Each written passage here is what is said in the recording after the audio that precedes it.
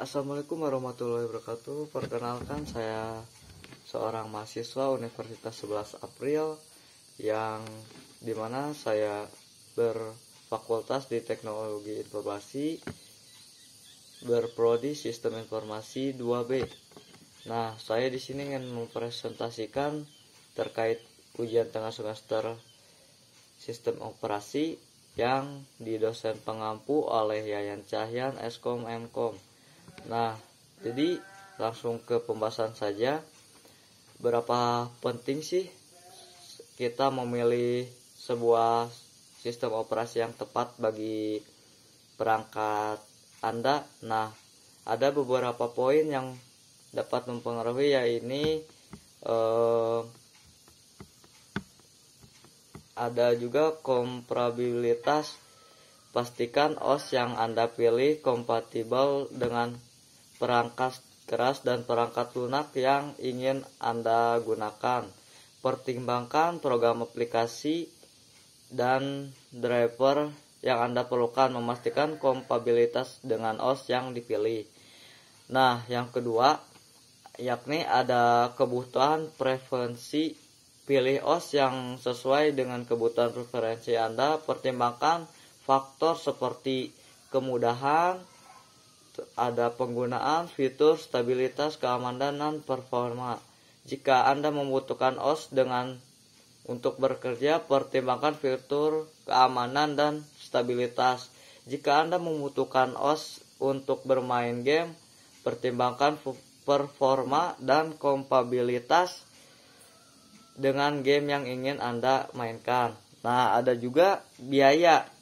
Biaya ini untuk mempertimbangkan biaya OS yang Anda pilih. Beberapa OS ada yang gratis seperti Linux, sementara yang lain memerlukan pembelian lisensi seperti Windows dan Mac OS. Nah, ada juga keamanannya, yaitu penting banget menurut saya karena keamanan merupakan privasi ya. Nah, jadi pilih OS yang menawarkan tingkat keamanan yang memadai untuk kebutuhan. Pertimbangkan fitur keamanan bawaan OS seperti firewall dan antivirus serta opsi keamanan tambahan yang tersedia. Nah, ada juga dukungannya. Pastikan OS yang Anda pilih komunitas penggunaan yang aktif dan dukungan yang tersedia dari pengembang. Ini penting untuk mendapatkan bantuan jika Anda mengalami masalah atau memiliki pertanyaan. Nah, untuk masa depan, poin ke-6 ini merupakan pastikan OS yang dipilih memiliki komunitas yang pengguna tersebut masih dikembangkan dan diperbaharui secara berkala dengan fitur dan patch keamanan terbaru. Contoh, pengguna yang menginginkan OS yang user friendly dan kompatibel dengan banyak perangkat lunak mungkin memilih Windows. Pengguna yang menginginkan OS stabil, aman, dan gratis mungkin memilih Linux. Pengguna yang menginginkan OS yang mungkin memilih aplikasi yang gratis ada juga, dan multimedia mungkin memilih Mac OS. Pengguna yang menginginkan OS mobil yang open source dan fleksibel mungkin memilih Android. Nah, untuk OS yang tepat adalah keputusan pribadi yang didasarkan pada kebutuhan preferensi dan anggaran Anda. Pertimbangkan juga faktor-faktor yang disebutkan di atas tadi, 6 poin berarti ada di atas ya. Kompatibilitas 1, kebutuhan dan preferensi, biaya, keamanan, dukungan, dan masa depan. Nah, ada juga kelebihan-kelebihan aplikasi perangkat lunak tersebut. Nah, untuk kelebihan Windows sendiri ini ada kompatibilitas luas, mendukung berbagai perangkat keras dan perangkat lunak, menjadikannya pilihan populer untuk pengguna umum. Dan poin kedua, kemudahannya juga di Windows, antarmuka yang intuitif dan banyak aplikasi yang mudah digunakan, cocok untuk pemula. Nah, poin ketiga ada kompatibilitas perangkat lunak.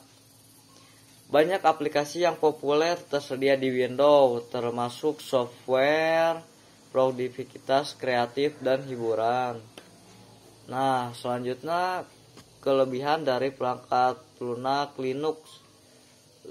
Nah, ada beberapa poin, mungkin 4 ya.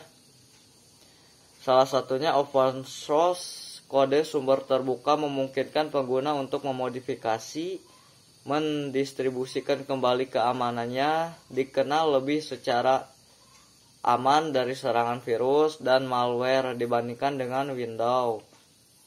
Nah, untuk keamanan tadi lebih aman dari.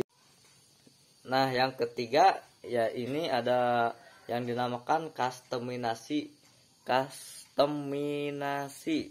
yang dimana di dalam ini merupakan ada tingkat yang tinggi memungkinkan pengguna untuk menyesuaikan hampir setiap aspek dari OS. Nah, yang poin keempat ya ini ada stabilitas dan kinerja, cenderung lebih stabil dan efisien dalam penggunaan sumber daya, sering digunakan untuk server ya. Nah, ada juga kelebihan macOS. Kelebihan pertama macOS ya ini integrasi Apple yang terintegrasi dengan baik dengan produk Apple lainnya seperti iPhone, iPod, dan ada juga Apple Watch.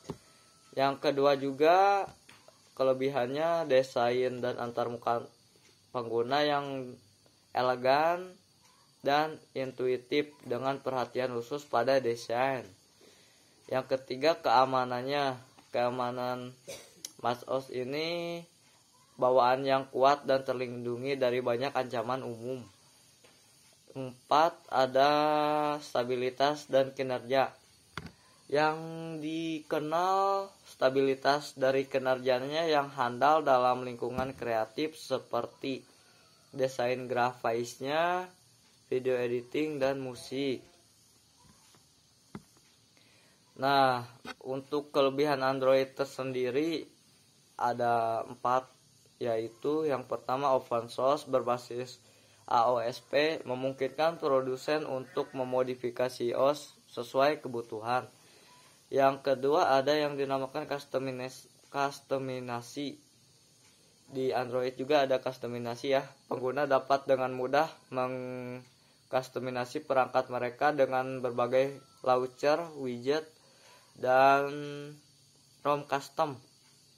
Ketiga, memiliki akses Google Play Store dengan jutaan aplikasi yang beragam. Keempat, ketersediaan dan variasi tersedia di berbagai perangkat dari banyak produsen dengan berbagai tingkat harga dan dari entry level hingga flagship. Nah, ada juga untuk Windows memiliki pilihan software yang lebih jauh banyak, termasuk software populer seperti Adobe Photoshop, Microsoft Office, dan berbagai game. Untuk Linux kurang dikenal ya di kalangan masyarakat karena Linux tersendiri di masyarakat umum terutama di kalangan pengguna non-teknis. Ada juga Windows. Windows seringkali dianggap sebagai sistem operasi yang lebih kuat. Windows seringkali dianggap sebagai sistem operasi yang lebih kuat dibandingkan Linux.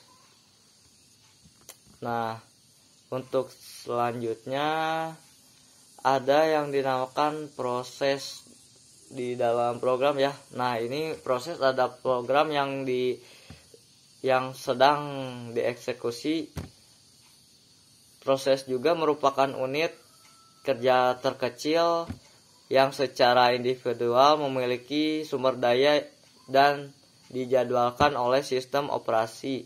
Setiap proses memiliki status yang menunjukkan keadaannya saat ini. Berikut ada beberapa poin. Satunya 3 status utama, yaitu ada running pada kondisi ini yang ada pada status ketika mendapat berbagai perintah dari proses yang dieksekusi tersebut. Yang kedua, poin B, ada waiting, yaitu sebuah keadaan. Dalam hal ini pada saat proses menunggu suatu hal atau sebuah event, contohnya proses I/O. Nah, poin C, ada ready, yang terdapat dan dimiliki pada status ini ketika proses yang telah siap untuk dilakukan eksekusi oleh prosesor. Nah, yang kedua ini ada 2 status tambahan ya, yaitu saat pembentukan dan terminasi oleh prosesor. Nah, poin untuk 2 status tambahan ini ada poin A, yaitu new, yang menunjukkan ketika saat ini proses sedang mulai diciptakan. Untuk poin B, tahapan yang ada di saat proses telah usai atau penyelesaian dari sebuah eksekusi. Nah, selanjutnya ya ini istilah ready atau running dan blockade dalam sistem informasi. Dalam sebuah sistem informasi, istilah ready, running, dan blockade digunakan untuk menggambarkan sebuah proses adalah program yang dieksekusi. Berikut adalah ada penjelasannya. 1, ada ready atau siap. Proses dalam status ready sedangkan menunggu giliran untuk dialokasikannya CPU dan dijalankan. Proses ini memiliki semua sumber daya yang dibutuhkan untuk berjalan. Namun untuk saat ini tidak sedang dieksekusi. Proses yang ready biasanya ya ini disimpan dalam antrian ready, yaitu struktur data yang digunakan sistem operasi untuk melacaknya. Ada juga poin kedua, running atau berjalan. Proses dalam status running sedang dieksekusi pada CPU, yang dimana ini adalah salah satu proses yang benar-benar menggunakan CPU pada saat-saat tertentu. Seperti proses yang running biasanya dihapus dari antrian ready dan ditempatkan di antrian running, yaitu struktur data yang digunakan sistem operasi untuk melacaknya. Ada juga poin ketiga, yaitu blockade, di mana blockade ini di dalamnya ya ini terhalang. Jadi proses dalam status blockade sedang menunggu peristiwa terjadi sebelum dapat melanjutkan eksekusi. Peristiwa ini bisa berupa apa saja, yang seperti perangkat yang tersedia, file dibuka, atau input pengguna yang diterima. Proses yang blockade biasanya gunakan ditempatkan dalam antrian blockade, yaitu struktur data yang dimana digunakan sistem operasi untuk melacaknya. Ada yang dinamakan proses scheduling atau penjadwalan tugas, mengalokasikan waktu CPU ke proses. Tujuan penjadwalan ini adalah untuk memastikan bahwa semua proses mendapatkan CPU yang adil dan bahwa penting diberi prioritas. Nah, selanjutnya ada juga penjadwalan untuk proses sistem operasi. penjadwalan proses sistem operasi adalah bagian penting ya dari sistem operasi yang dimana bertanggung jawab untuk mengalokasikan waktu CPU ke proses yang berbeda. Tujuannya tersendiri untuk memastikan bahwa semua proses mendapatkan bagian CPU yang adil dan bahwa proses penting diberi prioritas. Penjadwalan proses yang baik dapat meningkatkan kinerja sistem secara keseluruhan dan memastikan bahwa sistem operasi responsif terhadap pengguna. Penjadwalan tersendiri ada 3 jenis, yaitu penjadwalan jangka pendek, penjadwalan jangka menengah, penjadwalan jangka panjang. Nah, penjadwalan jangka pendek ini merupakan short term scheduling, di mana jangka pendek bertugas memilih proses mana yang akan dijadwalkan dari antrian ready pada saat tertentu. Algoritma penjadwalan ini tersendiri jangka pendek harus mempertimbangkan beberapa faktor seperti tunggu proses, waktu bus, ada waktu bus proses dan prioritas proses.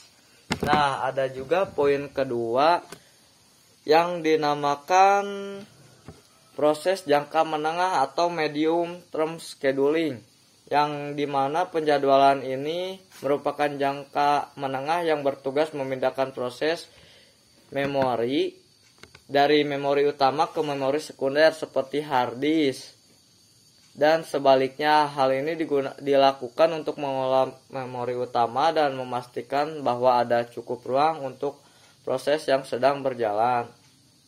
Nah, penjadwalan yang ketiga ada penjadwalan jangka panjang, yang dimana long term scheduling ini merupakan yang bertugas memutuskan proses mana yang akan dijalankan dan mana yang akan diberhentikan. Hal ini dilakukan berdasarkan beberapa faktor seperti pengguna sumber daya, proses prioritas, dan beban kerja sistem secara keseluruhan. Ada juga beberapa poin pentingnya ya, seperti first come first served atau VCVS, shortest job first atau SJVS kalau disingkat. Ada juga priority scheduling, dan yang keempat ada round robin. Nah, di dalam poin-poin ini menjelaskan yang pertama FCPS ya. Algoritma ini memberikan proses pertama yang masuk ke antrian ready waktu CPU pertama kali. Ada juga SJF. Algoritma ini memberikan proses pertama yang masuk ke antrian ready waktu CPU pertama. Maksud saya dengan waktu bus terpendek waktu CPU yang pertama kali. Nah, untuk kedua, priority scheduling ini, algoritma ini memberikan proses dengan prioritas tertinggi waktu CPU pertama kali. Nah, round robin atau singkatan RR, algoritma ini memberikan sebuah proses waktu CPU yang sama secara bergantian. Penjadwalan proses terbaik untuk sistem tertentu tergantung kepada kebutuhan dan jenis yang dijalankan. Nah, ada juga beberapa manfaat untuk sistem operasi ini. Juga ada penjadwalan proses ya, yang dimana ada 5 poin. Ini poin pertama, manfaatnya untuk meningkatkan kinerja sistem secara keseluruhan, meningkatkan waktu respons sistem, meningkatkan penggunaan CPU, meningkatkan keadilan antar proses, dan meningkatkan stabilitas sistem. Nah, jadi kesimpulannya, untuk penjadwalan proses adalah bagian penting dari sistem operasi yang memastikan bahwa semua proses mendapatkan bagian CPU yang adil dan bahwa sistem operasi responsif terhadap pengguna. Ada berbagai jenis algoritma penjadwalan proses yang dapat digunakan, dan algoritma terbaik untuk suatu sistem tertentu tergantung pada kebutuhan sistem dan proses yang dijalankannya. Nah, kriteria kinerja penjadwalan. Nah, jadi tiap sebuah proses pasti ada sebuah kriterianya.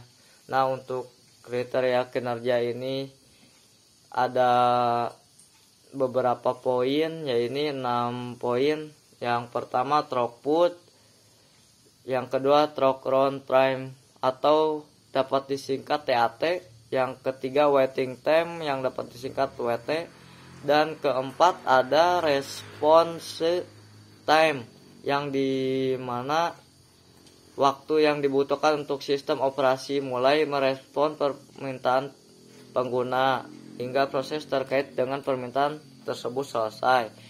Poin kelima finance, dan poin keenam ada CPU utilization. Nah, saya akan menjelaskan poin pertama ada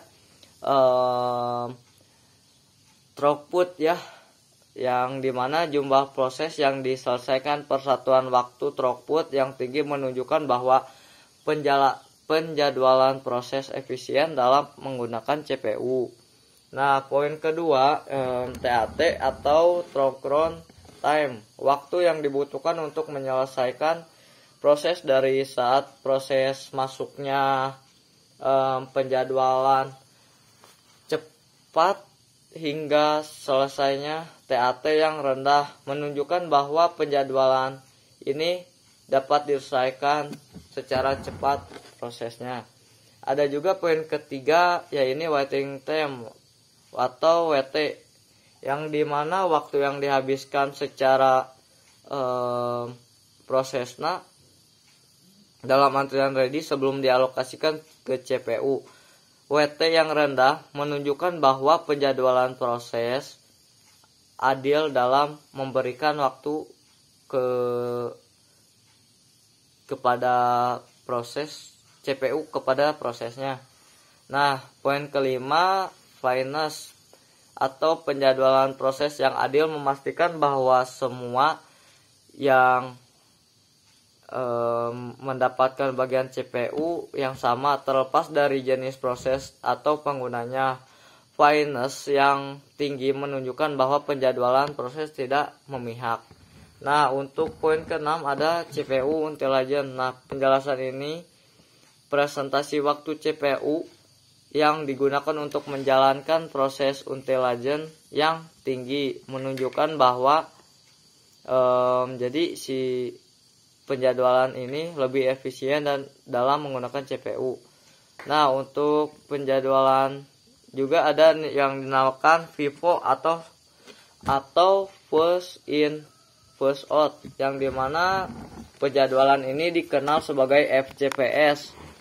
Nah, FCPS ini adalah atau merupakan algoritma penjadwalan proses yang sederhana dan mudah dipahami.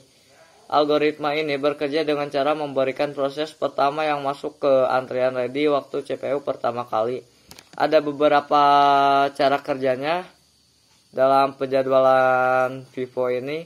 Yang pertama adalah ketika proses baru masuk ke sistem, proses tersebut ditambahkan ke antrian ready. Yang kedua, sistem operasi memilih proses pertama kali dalam antrian ready untuk dijalankan. Nah, ketiga, proses yang dipilih dijalankan hingga selesai atau hingga membutuhkan I/O. Keempat, jika proses yang sedang berjalan membutuhkan I/O, proses tersebut diblokir dan dipindahkan ke antrian I/O. 5. Sistem operasi memilih proses berikutnya dalam antrian ready untuk dijalankan. Langkah 3-5 diulangi hingga semua proses selesai. Nah, untuk kelebihan penjadwalan FIFO ini ada beberapa 3 poinnya. Sederhana dan mudah dipahami, adil karena semua proses dilakukan sama, mudah diimplementasikan. Terus ada juga kekurangannya. Kekurangan FIFO ini dapat menyebabkan waktu tunggu yang lama untuk proses masuk ke sistem setelahnya. Tidak mempertimbangkan waktu bus proses dan atau prioritas proses. Dapat menyebabkan kelaparan starvation bagi proses yang memerlukan waktu yang begitu lama. Nah, masuk ke penjadwalan FIFO. Penjadwalan FIFO merupakan sebuah algoritma penjadwalan proses yang baik untuk digunakan dalam situasi di mana semua proses memiliki prioritas dan waktu yang sama. Nah, ada juga